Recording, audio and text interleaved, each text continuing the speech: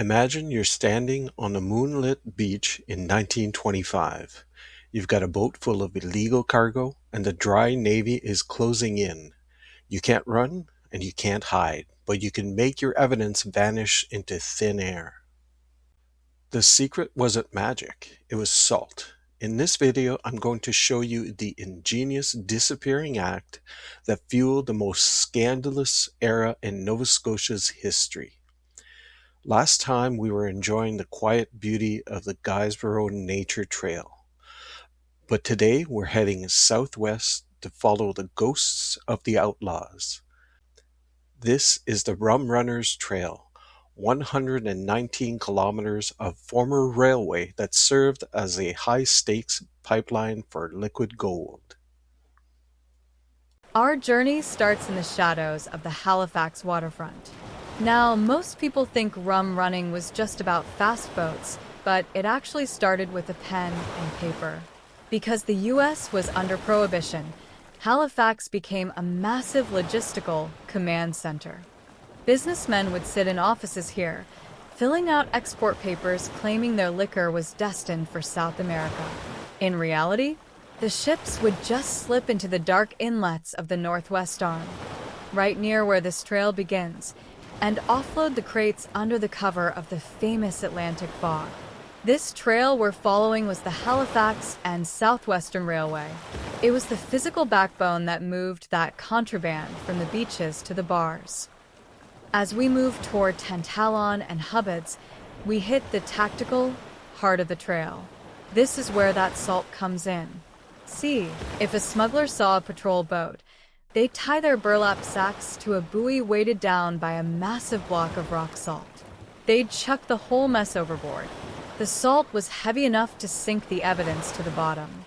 The police would board the boat, find nothing, and sail away. But a few hours later, the salt would dissolve in the seawater. The weight would vanish.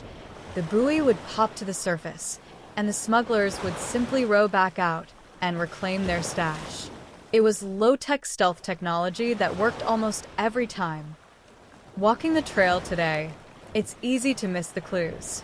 But if you look closely at the old stone foundations near the rail bed, you're looking at the remnants of temporary warehouses. Smugglers would use these spots as holding cells. They'd hide the booze in the woods or under the floorboards of barns, waiting for the midnight freight trains to whistle. Legend has it that even today, hikers still occasionally stumble upon old, forgotten bottles buried near the tracks. It wasn't just a business. It was a game of cat and mouse played out over every kilometer of this gravel path. The trail finally brings us to Lunenburg, a UNESCO World Heritage Site and, back in the day, the rum running capital of the world. By 1926, the economics were so wild that nearly 90% of the local fishing fleet had traded their nets for crates of rum. It was more profitable, more dangerous, and it changed this coastline forever. If you finish this trek, make sure to visit the Fisheries Museum here. They've got the actual ships that outran the law, and they still smell like salt and would smoke. 119 kilometers of history in the books. The Rum Runners Trail is a wild ride, but our Atlantic tour is just getting started. Join me for the next adventure as we land on the Gentle Island to take on the legendary Confederation Trail on Prince Edward Island. Next time, we're leaving the mainland behind and heading across Northumberland Strait. It's going to be a completely different vibe.